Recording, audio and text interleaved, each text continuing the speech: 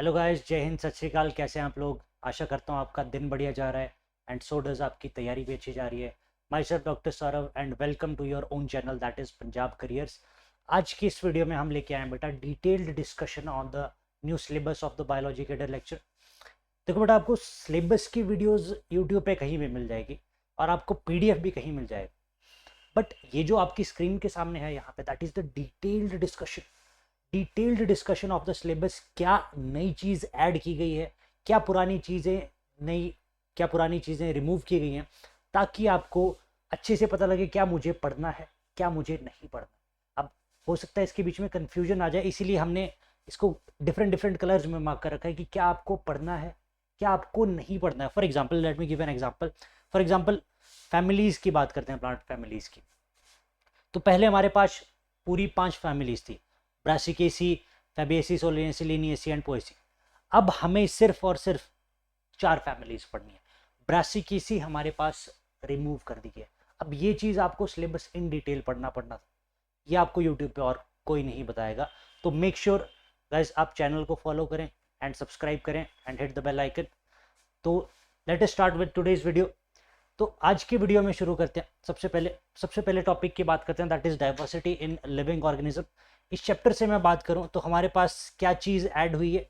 हमारे पास पहले 2 kingdom system of classification था, अब इन्होंने यहाँ पे 3 किंगडम सिस्टम ऑफ क्लासिफिकेशन भी ऐड कर दिया। 3 किंगडम सिस्टम ऑफ क्लासिफिकेशन भी ऐड कर दिया, एज वेल एज हमारे पास ए सेलुलर पैथोजेंस, क्या डिजीज कॉज करते हैं, वो भी यहाँ पे ऐड की गई है। Viroids as well as prions. पहले सिर्फ हमारे पास क्या क्या थे, वायरसेस और लाइकन्स थे। अब वायरॉइड्स और प्रियॉन्स, मैड काउ डिजीज, हमारी जेकब्सन्स डिजीज, वो भी अभी हमें यहाँ पे ऐड करनी है। अब रिमूव क्या क्या है, हमें डिटेल्ड फंगल डिजीजेस, सारी फंगल डिजीजेस को याद रखने की जरूरत नहीं है। हाँ, समय कुछ एक ऐसी हैं जो हमें पढ़नी पड़ सकती हैं। फॉर एग्जाम्पल जैसे रस्ट फंगस है, वो तो पढ़नी ही पड़ेगी, smut fungus. But dowry and powdery mildew कौन कॉज करता है, डैम्पिंग ऑफ कौन प्रोड्यूस करता है, ये अभी पढ़ने की जरूरत नहीं है।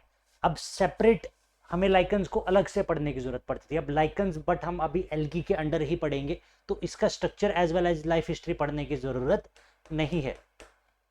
अब एंजियोस्पर्म की क्लासिफिकेशन, अब हमें सिर्फ ओवरऑल क्लासिफिकेशन देखनी है, अब हमें डिटेल्ड डिस्कशन में नहीं घुसना। तो हमारा जो नया सिलेबस रहेगा वो उसी के अराउंड रिवॉल्व करेगा। इसके अलावा बात की जाएगी, हमने जो चीज़ें पढ़नी है ओवरव्यू में, that is algae, bryophytes, pteridophytes, gymnosperms. अब यहाँ पे हमने ये ऑल द सभी को एक प्लांट किंगडम के अंडर डाल दिया। पहले इन्होंने अलग अलग से पढ़ने के लिए बोला था डिटेल डिस्कशन में, तो बेसिकली अभी हमने सिर्फ ज़्यादा डेप्थ में नहीं घुसना है, हमने इनको सिर्फ ओवरव्यू देखना है इनका। तो नेक्स्ट बात करते हैं बेटा स्ट्रक्चरल ऑर्गेनाइजेशन इन प्लांट्स। जैसा कि हमने यहाँ पे बताया कि स्ट्रक्चरल ऑर्गेनाइजेशन इन प्लांट्स में हमारे पास फैमिली ब्रासिकेसी हटा दी गई है। अभी हमने सिर्फ 4 फैमिलीज पढ़नी है, फैबिएसी, सोलेनेसी, लिनिएसी, पोएसी एंड सिर्फ यही पढ़नी है। इनके फ्लोरल फॉर्मूले एज वेल एज इनके एग्जाम्पल्स यहाँ पे बहुत इंपॉर्टेंट रोल प्ले करते हैं। ठीक है, नेक्स्ट बात करते हैं प्लांट फिजियो की। तो प्लांट फिजियो से very important, nitrogen cycle has been removed. अब मेरे को लगता है नाइट्रोजन साइकिल यहाँ पे देखो रिमूव कर गई है। अब मोस्ट प्रोबेबली कार्बन साइकिल भी एक टाइप से रिमूव हो जानी चाहिए, so does the phosphorus cycle, but let us see. तो बात करते हैं यहाँ पे C4 एंड कैम साइकिल, यहाँ पे पढ़नी पहले भी पढ़नी पड़ रही थी, बट अब इन्होंने स्पेसिफिकली मेंशन किया है कि उसको इन डिटेल में पढ़ना पड़ेगा। बेटा यहाँ पे एक चीज़ ध्यान में रखेंगे, जो आइटम्स मैंने यहाँ पे ग्रीन इसमें मार्क किए वो हमें इन डेप्थ पढ़नी है, मतलब उस पर ज़्यादा फोकस करना है। एंड ये जो फॉर एग्जाम्पल ये जो हमने यहाँ पे रेड में मार्क कर रखी है, ये पढ़नी तो है, बट ऐसा नहीं है कि आप लोगों को आइडिया नहीं होना चाहिए। बट यहाँ पे मैं आपको इसी वीडियो में बता दूंगा कि कौन सी चीज़ हमने इन डिटेल पढ़नी है, कौन सी ऊपर ऊपर से पढ़नी है और कौन सी छोड़ देनी है। फॉर एग्जाम्पल जैसे मैंने बात की यहाँ पे नाइट्रोजन साइकिल, तो नाइट्रोजन साइकिल यहाँ पे पढ़ने की जरूरत है ही नहीं, but at the same time oxidative phosphorylation as well as the chemiosmotic hypothesis is necessary. जब तक आप इसको नहीं पढ़ोगे आपको EMP पाथवे पता नहीं चलेगा। तो मैं ये नहीं बोलता कि इसको इन डेप्थ में जाके पढ़ो, but you should have idea कि हमारे पास एक ग्लूकोज मॉलिक्यूल से कितने ATP बन रहे हैं। अब उस ATP मॉलिक्यूल में से हमारे पास कौन से ATP कहाँ से आ रहा है, NADP कहाँ से आ रहा है, ये हमें बेसिक आइडिया होना चाहिए कि ग्लूकोज के लिए हमारे पास कार्बन डाइऑक्साइड के लिए केल्विन साइकिल कितनी चलेगी, एक ग्लूकोज मॉलिक्यूल के लिए हमारे पास केल्विन साइकिल कितनी बार रोटेट होगी, वहाँ से कितना एटीपी जनरेट होगा एंड ऑल, ठीक है। तो ये सब चीज़ें हमें पता होनी चाहिए। एरोबिक रेस्पिरेटरी कोएफिशिएंट यहाँ से इन्होंने रिमूव कर दिया, but still you should know, आपको वैल्यूज पता होनी चाहिए बेसिकली कि 1 ग्राम कार्बोहाइड्रेट से हमारे पास कितना कैलोरीज बनती है, फैट से कितनी कैलोरीज बनती है, एंड सो डज प्रोटीन से कितनी कैलोरीज बनती है। तो वो चीज़ें हमें मोटी मोटी पता होनी चाहिए। Differentiation, D differentiation and re differentiation, अब यहाँ पे इन्होंने एक इसको अलग से पहले टॉपिक्स बना रखे थे, बट यहाँ पे अब हम डायरेक्टली इसको पढ़ेंगे under the plant growth and development, ठीक है। मूवमेंट इन्होंने यहाँ पे सारी काट दी है, तो मेरे हिसाब से इनको अब पढ़ने की ज़रूरत नहीं है, बिकॉज जहाँ तक देखा जाएगा तो एनसीईआरटी से भी ये टॉपिक्स रिमूव हो चुके हैं। तो यहाँ पे एक बेसिक सा हम जनरल सा कॉन्सेप्ट लेंगे कि जो चीज़ एनसीईआरटी ने अपने सिलेबस से रिमूव कर दी है और यहाँ से हमारे सिलेबस से भी रिमूव हो गई है, हम उनको आउट कर देते हैं, ठीक है। बट अगर आपकी एनसीईआरटी के सिलेबस में वो चीज़ पहले थी और यहाँ पे भी आपके मेंशन्ड है, तो दैट मीन्स वो चीज़ हमें पढ़नी, ठीक है। मिनरल टॉक्सिसिटी एनसीईआरटी से रिमूव हो चुकी है, दैट मीन्स मिनरल टॉक्सिसिटी को भी हम यहाँ से ड्रॉप आउट कर सकते हैं।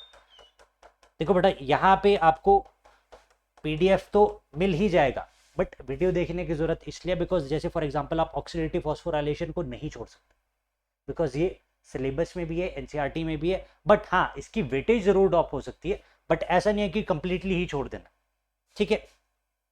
Coming to the next part, that is structural organisation of animals. अब यहाँ पे देखो 2-3 चीजें, स्ट्रक्चरल ऑर्गेनाइजेशन ऑफ एनिमल्स की बात करें तो हमें पहले पूरा टिश्यू था, stratified squamous epithelium and all, अब एनसीईआरटी ने वो चीज वहां से हटा दी, एनसीईआरटी ने पूरा टिश्यू वहां से हटा दिया, तो सो डज यहाँ पे, दैट मीन्स आप लोगों के लिए खुशखबरी है कि यहाँ से हमें टिश्यूज को अलग से पढ़ने की जरूरत नहीं। टिश्यू में हमें स्पेसिफिकली क्या पढ़ना है, अब यहाँ पे एक चीज आप लोगों को ध्यान में रखनी है, एनसीईआरटी को अगर मैं देखूं तो एनसीईआरटी ने अपने सिलेबस से फ्रॉग हटा दिया, अर्थवर्म भी हटा दिया, बट आपके सिलेबस में ये चीज मेंशन्ड है कि आपको अर्थवर्म भी पढ़ना है, फ्रॉग भी पढ़ना है एंड कॉकरोच भी पढ़ना है, तो इस चीज को तो नोट डाउन कर ही ले। एनसीईआरटी ने अपने सिलेबस से अर्थवर्म, फ्रॉग और ये रिमूव कर रखा है, बट सॉरी फ्रॉग नहीं रिमूव कर रखा है, उन्होंने फ्रॉग ही रखा हुआ only, and cockroach and earthworm remove कर रखा है, बट आपके सिलेबस में अर्थवर्म भी दिया है, कॉकरोच भी दिया है, फ्रॉग भी दिया, तो मेक श्योर हमें ये तीनों चीजें अच्छे से आती, ठीक है। बट क्या चीज रिमूव कर दी है, टिश्यूज रिमूव कर दिया, एपिथेलियल टिश्यू हमारे पास, बाकी connective tissues they are removed, हमें उसको पढ़ने की जरूरत नहीं है। ह्यूमन फिजियोलॉजी की बात करें तो यहाँ पे गैस्ट्रो इंटेस्टाइनल हॉर्मोन्स, हालांकि ये आपको पहले भी उसमें नहीं थे, ये हमारे को अलग से ही जब हम ये पढ़ते हैं केमिकल कंट्रोल एंड कोऑर्डिनेशन, उसमें ये पढ़ा जाता था, बट ह्यूमन फिजियोलॉजी में अगर आप डाइजेशन एंड एब्जॉर्प्शन की बात करें तो उस वाले चैप्टर में ये चीज़ नहीं थी, बट हाँ गैस्ट्रोइंटेस्टाइनल हार्मोन्स हमारे को अलग से पढ़ने ही पड़ेंगे, कहाँ, जब हम केमिकल कंट्रोल एंड कोऑर्डिनेशन करेंगे, तो मेक श्योर कि यहाँ पे हम ये चीज़ पढ़ लें, ठीक है। रेस्पिरेटरी डिसऑर्डर्स आपको गिन के 4-5, अस्थमा हो गया, एम्फाइसीमा हो गया, ऑक्यूपेशनल डिसऑर्डर्स हो गए, तो इसको भी मैं बोलूँगा कि इसको भी हम पढ़ ही लेंगे। डिटेल्ड सर्कुलेशन टॉपिक्स में हम लोगों के पास क्या चीज़ जो मिस की गई है उसमें हम बात करेंगे। अब ईसीजी भी आपके एनसीईआरटी के सिलेबस में है, तो ये भी पढ़ना है, कार्डियक साइकिल भी पढ़ना है। कार्डियक आउटपुट की अगर बात की जाए तो कार्डियक आउटपुट आपके सिलेबस में है, तो इसको थोड़ा बहुत आइडिया आप लोगों को होना ही चाहिए। ब्लड ग्रुप्स है, बिल्कुल है, कोआगुलेशन है, लिम्फ की कंपोजिशन आपके सिलेबस में नहीं है, तो ये चीज़ नहीं करना है। डिसऑर्डर्स ऑफ सर्कुलेटरी सिस्टम गिन के 4 डिसऑर्डर्स हैं, तो मेक श्योर कि हमें वो चीज़ पता हो। रेंजियोएंटेंसिव मैकेनिज्म ये इंपॉर्टेंट है बेटा, तो मैं एडवाइज नहीं करूंगा कि इसको आप छोड़ दीजिए। रेगुलेशन ऑफ किडनी फंक्शंस, इस टॉपिक को हम बेसिकली इन डेप्थ ना पढ़ें, बट हाँ इसका ओवरव्यू आप लोगों को पता होना चाहिए कि एंजियोटेंसिन मैकेनिज्म कैसे कंट्रोल करता है, कैसे हमारी बॉडी में जीएफआर इंक्रीज होता है एंड ऑल, ठीक है। इसके बाद बात करें disorders of kidney excretory system, अब सेपरेटली इनको पढ़ने की जरूरत नहीं है, जितना एनसीईआरटी में दे रखा है वही पढ़ना है, इससे ज़्यादा बाहर जाने की जरूरत नहीं है। स्केलेटल मसल की कॉन्ट्रैक्शन, अब स्केलेटल मसल की कॉन्ट्रैक्शन हमें मैकेनिज्म जरूर पता होना चाहिए कि कॉन्ट्रैक्शन कैसे होती है। ऑब्वियसली ये मैकेनिज्म ऑफ मसल कॉन्ट्रैक्शन पूछ रहा है यहाँ पे, तो ये भी हमें पता होना चाहिए, तो मैं यहाँ पे एडवाइस नहीं करूँगा। तो बेसिकली ह्यूमन फिजियोलॉजी से मैं एडवाइस आपको नहीं करूँगा कि आपको छोड़े, बट हाँ आपके सिलेबस में पर्टिकुलरली मेंशन नहीं है, but you guys should know कि नहीं हमें यहाँ से क्वेश्चन पूछा जा सकता है, तो we should expect question from here. But ऐसा नहीं है कि हाँ, अब यहाँ पे इंपॉर्टेंट बात आ जाती है, सेंस ऑर्गन्स की बात की जाए, ये वेरी इंपॉर्टेंट हो जाता है। अब हमारी एनसीईआरटी ने आई और ईयर काट रखा है, तो हम यहां से इस टॉपिक को भी काट सकते हैं। ये फायदा है बेटा, देखो डिटेल डिस्कशन, ये डिटेल डिस्कशन आपको कोई नहीं बताया, यूट्यूब पे कोई नहीं बताया, ठीक है। तो ये डिटेल डिस्कशन आपको यहाँ पे मिलेगी, पंजाब करियर्स पे मिलेगी। तो मेक श्योर यू गाइस हमारी मेहनत के लिए लाइक शेयर एंड सब्सक्राइब करें, ठीक है। तो रिफ्लेक्स सेक्शन की बात की जाए, रिफ्लेक्स सेक्शन में एडवाइस नहीं करूंगा कि आप छोड़ दें, तो रिफ्लेक्स सेक्शन एक बार पढ़ लें। बट बात की जाए सेंस ऑर्गन्स की, तो ये हम कंप्लीटली साइड का लाइन कर सकते हैं, बिकॉज इसको एनसीईआरटी ने भी साइड लाइन कर लिया है, एंड सिंस आपके ऑफिशियल सिलेबस ने भी इसका कोई पर्टिकुलरली मेंशन नहीं किया गया, तो हम इसको ड्रॉप आउट कर सकते हैं, ठीक है। अब डिटेल्ड एंडोक्राइन लिस्ट मैं इसमें एडवाइस नहीं करूंगा, because these are important. Hypothalamus दिया, पिट्यूटरी दिया, पीनियल दिया, थायराइड दिया, पैराथायराइड दिया, ये सारी, ये वाला जो पोर्शन है इसको मैं एडवाइस नहीं करूंगा कि आप छोड़ दें, ये पढ़ना ही पड़ेगा, ठीक है। हालांकि आपके एनसीईआरटी ने डाइजेशन एंड एब्जॉर्प्शन हटा दिया। आप देखो, आप कंप्लीटली एनसीईआरटी पे भी रिलाई नहीं कर सकते, because let me give an example, NCERT ने हमारे पास डाइजेशन एंड एब्जॉर्प्शन रिमूव कर रखा है, बट आपके सिलेबस में डाइजेशन एंड एब्जॉर्प्शन है, तो मेक श्योर आप उसको पढ़ें, but do not totally depend upon the NCERT, but at the same time अपने सिलेबस पे डिपेंड हो। मेक श्योर आपकी इंस्टिंक्ट क्या बोल रही है, कोई भी डाउट है आप हमसे पूछ सकते हैं, ठीक है। Coming to the next topic, that is reproduction. Reproduction में हमारे पास बेसिकली जो हमारे पास ह्यूमन रिप्रोडक्शन है, ठीक है, इसमें मैं सारे पोर्शन को, ये जो बट आपके सिलेबस से रिमूव हो चुका है, बट मैं इस पोर्शन को अवॉइड नहीं करूंगा, because this is important, all of this is important. यहाँ पे मैं कुछ भी आपको एडवाइस नहीं करूंगा कि आप छोड़ दें, हालांकि आपके सिलेबस में मेंशन्ड नहीं है, but all of this is given in NCERT. तो मेक श्योर कि हमारे पास ये सारी चीज़ें not even a single thing, अगर यहाँ पे एक सिंगल चीज़ भी मुझे दिख रही होती है जो छोड़ने लायक है, वो मैं बता देता, बट यहाँ पे हमारे पास छोड़ने लायक कुछ भी नहीं है। हाँ, बट ये पोर्शन आप देखेंगे यहाँ पे, तो ये पोर्शन एनसीईआरटी आपका रिमूव कर चुकी है, तो इस पोर्शन को अगर आप चाहें, अगर आपको ये थोड़ा हार्ड लग रहा है, तो आप इस पोर्शन को रिमूव कर सकते हैं, बट ये भी मैं तभी एडवाइस कर रहा हूँ क्योंकि एनसीईआरटी ने अपने सिलेबस से रिमूव कर दिया, बट इस पोर्शन को मैं एडवाइस नहीं करूंगा कि आप छोड़ दें, ठीक है। तो बट ये जो सारा पोर्शन बाकी आपको दिख रहा है, दिस इज एक्सट्रीमली इंपॉर्टेंट, मैं इसको 1% भी एडवाइस नहीं करूंगा कि आप लोग इसको छोड़ें। तो coming to the next topic, that is cell, the basic unit of life. अब यहाँ पे इन्होंने पिछली बार इनको कंबाइन ही कर दिया था उसमें, अब यहाँ पे सेल थ्योरी तो चलो थी पहले, एंडोमेम्ब्रेनस सिस्टम इन्होंने स्पेसिफिकली मेंशन किया। एंडोमेम्ब्रेनस सिस्टम में हमारे पास 4 चीजें आती हैं, कौन कौन सी, endoplasmic reticulum, Golgi apparatus, lysosomes and vacuoles. तो मेक श्योर हमें उस पर स्पेसिफिकली ध्यान दिया जाए। अब डिटेल्ड स्टडी, हालांकि इतने आपकी मतलब भी आपको बीएससी लेवल तक इतना डिटेल में नहीं जाना है, बट हाँ जो चीज़ें आपकी एनसीईआरटी में दे रखी हैं +1 एंड +2 की, वो चीज़ें मेक श्योर हम यहाँ पे कवर अप कर रहे हैं, ठीक है। अब biomolecules as well as उसके एंजाइम्स की functioning as well as cell cycle and cell division, यहाँ पे कोई भी चेंज नहीं है, तो वो चीज़ हम वैसी की वैसी ही रखेंगे। सेल साइकिल में भले इसने बोला आपके सिलेबस में कि आपकी ये चीज़ें हैं, but at the same time these things are given in your NCERT, तो हम इसको ड्रॉप आउट नहीं करें, ठीक है। जेनेटिक्स एंड एवोल्यूशन की बात की जाए, तो यहाँ से हमारे पास मैं बात करूँगा, तो जीन मैपिंग ये हमें पहले भी करनी ही थी। पैरेलल एवोल्यूशन एक नया टॉपिक है यहाँ पे। पैरेलल एवोल्यूशन आपकी +2 की एनसीईआरटी में नहीं दिया गया, पैरेलल एवोल्यूशन आपकी +2 की एनसीईआरटी में नहीं दिया है, तो दैट मीन्स आपको अडेप्टिव रेडिएशन के साथ साथ पैरेलल एवोल्यूशन भी अलग से, ये फायदा होता है बेटा देखो सिलेबस देखने का। अब पैरेलल, अब आप टोटली स्विच भी नहीं कर सकते प्लस टू की एनसीईआरटी पे, प्लस टू की एनसीईआरटी पे। For example digestion and absorption as well as families, हमारे पास फैमिलीज एनसीईआरटी में आपको नहीं देखने को मिलेंगी, but at the same topic there are approximately 60 to 70% of the topics जो आपको प्लस वन और प्लस टू की एनसीईआरटी में मिल जाएंगे।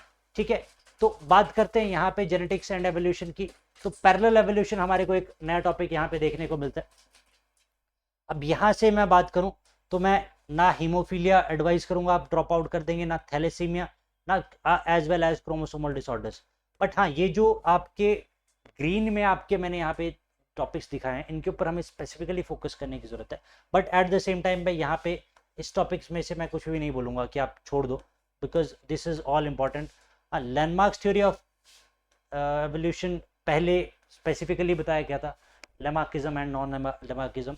अब यहाँ पे इसको कोई स्पेसिफिकली अलग से मेंशन नहीं किया गया, तो इसको मीडियम साइड पे रखते हैं। ठीक है, म्यूचुअल साइड पे रखते हैं। बाकी सारी चीज़ें remain unchanged. For example Hardy Weinberg principle, ये सारी चीज़ें एज इट इज़ ही करनी है। तो moving on to the last topic that is ecology and environment. अब यहाँ पे इन्होंने एलेन्स रूल स्पेसिफिकली मेंशन किया गया। Allen's rules Pauli's exclusive principle and competitive exclusion principle, same चीज हो रही है। एलेन्स रूल्स क्या बोलता है? पीपल फ्रॉम कोल्डर क्लाइमेट्स या mammals from colder climates have shorter limbs just to because prevent the heat loss. ठीक है, तो ये इन्होंने एक बार स्पेसिफिकली मेंशन किया, but at the same time यहाँ पे इसको भी ड्रॉप आउट नहीं करना है। अब यहाँ पे बात आ जाओ बेटा, ये देखो इस पोर्शन पे कार्बन एंड फॉस्फोरस साइकिल, ये हम यहाँ पे छोड़ सकते हैं। अब ये फायदा होता है ना डिटेल डिस्कशन का, ये फायदा डिटेल डिस्कशन का कि हम कौन से टॉपिक्स छोड़ सकते हैं। हाँ, अगर आपके पास, अब देखो हमें भी पता है टाइम कम है, अगर टाइम कम है, आपने टॉपिक्स नहीं कवर अप किए हैं, और बात की जाए तो कार्बन साइकिलिंग, फॉस्फोरस साइकिलिंग थोड़े बहुत क्रैमिंग वाले सब्जेक्ट्स में, तो इसको हम ड्रॉप आउट कर सकते हैं कि अगर आपको हायर स्टडीज के लिए जाना है, हायर उसके लिए जाना है, तो हायर मार्क्स के लिए जाना है, सॉरी, तो हम इन पोर्शन को छोड़ सकते हैं। अब ecological services, carbon fixation, pollination, oxygen release, ये मैं एडवाइस करूंगा कि आप पढ़ लें एक बार, ये वाला पोर्शन। इसमें भी hotspots as extinction and red data book, ये हमारी एनसीईआरटी से रिमूव हो चुका है, तो आप इस पोर्शन को भी रिमूव कर सकते हैं। But as well as biosphere reserve, national parks, sanctuaries, ये हमारी बुक में गिवन है, तो इसको मैं एडवाइज नहीं करूंगा। Agrochemicals, solid waste management, solid waste management हमारा माइक्रोब्स इन ह्यूमन वेलफेयर की बात की जाए तो उसमें सीवेज ट्रीटमेंट के अंडर ही कवर अप हो जाता है, तो इसको अलग से पढ़ने की ज़रूरत नहीं है। दैट मीन्स इसके अलावा बात की जाए तो हैबिटेट एंड निशे सेम है, पॉपुलेशन एट्रीब्यूट सेम है, interaction population interaction, mutualism, commensalism वो सेम रहेगा, इकोसिस्टम का structure and all of this remains same. जो बेटा कट करने वाली चीज़ थी वो मैं ऑलरेडी आप लोगों को यहाँ पे बता रहा हूँ, तो मेक श्योर कि आप ये PDF डाउनलोड करें, ये वीडियो एक बार ज़रूर देखें कि कौन सा टॉपिक हाई यील्ड रहेगा, कौन सा टॉपिक हम छोड़ सकते हैं, कौन से टॉपिक पे हमें नज़र मारने की दोबारा ज़रूरत है।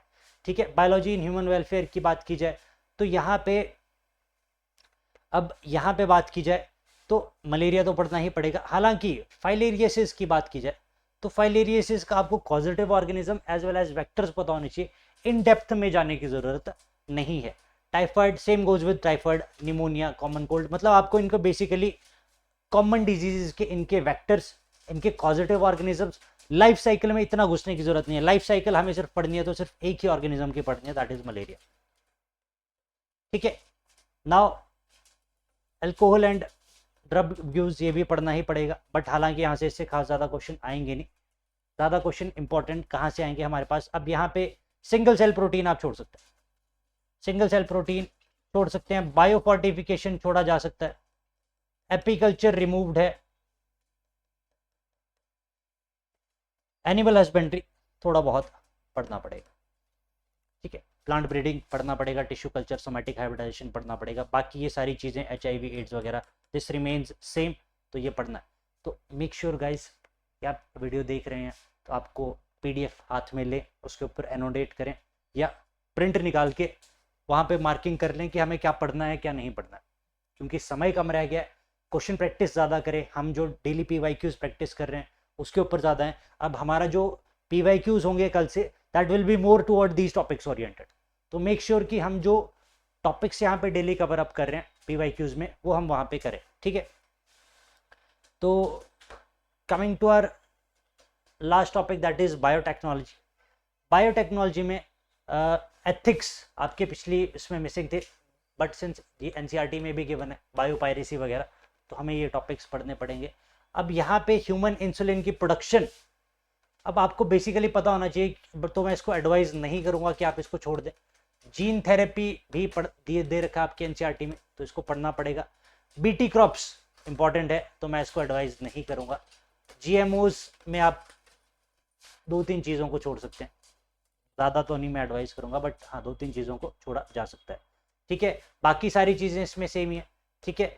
तो basically this was your syllabus बेटा। तो हमारा सिलेबस डिस्कशन यहाँ पे ख़त्म की जाती है। एंड अगेन बेटा, ये चीज़ जो हमने यहाँ पे आज डिस्कस की, ये यूट्यूब पे आपको कहीं नहीं मिलेगी। तो make sure you guys like, share and subscribe channel, and see you guys tomorrow. Have a good day. Jai Hind.